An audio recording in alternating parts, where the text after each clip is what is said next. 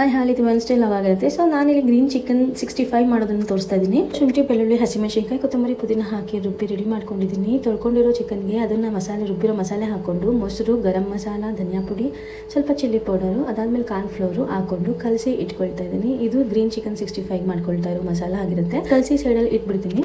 Next green chicken ಗ್ರೇವಿಗೆ ಕಾಯಿ, ಈರುಳ್ಳಿ, tomato, ಶುಂಠಿ, ಬೆಳ್ಳುಳ್ಳಿ, ಕೊತ್ತಂಬರಿ, ಪುದೀನ, ಹಸಿಮೆಣಸಿನಕಾಯಿ, ಸ್ವಲ್ಪ ಚಕ್ಕೆ, ಲವಂಗ ಹಾಕಿ ರುಬ್ಬಿಟ್ಕೊಳ್ತೀನಿ.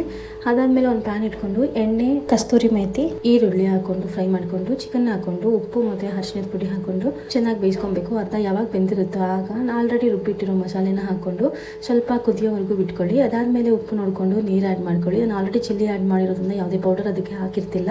ಚೆನ್ನಾಗಿ ಕುದ್ಮೇಲೆ ಗ್ರೀನ್ ಚಿಕನ್ ಗ್ರೇವಿ ಕೂಡ ರೆಡಿ ಆಗಿಬಿಡುತ್ತೆ. ಗ್ರೀನ್ ಚಿಕನ್ 65ಗೆ ನೆನೆಸಿಟ್ಟಿದ್ನಲ್ಲ, ಇದು ಆಲ್ಮೋಸ್ಟ್ 2 ಅವರ್ ಆಗಿತ್ತು. 2 ಅವರ್ ಆದಮೇಲೆ ಎಣ್ಣೆಗೆ ಬಿಟ್ಕೊಂಡ್ರೆ ಗ್ರೀನ್ ಚಿಕನ್ 65 ರೆಡಿ ಆಗಿಬಿಡುತ್ತೆ. ಸೊ ಈ ರೀತಿ ವೆನ್ಸ್ಡೇ ರಾತ್ರಿ ಡಿನ್ನರ್ಗೆ ನಮ್ಮ ಮನೆಯಲ್ಲಿ ಚಿಕನ್ ಕರಿ ಗ್ರೀನ್ 60 ಡಿನ್ನರ್ ಆಗಿತ್ತು. So like and subscribe.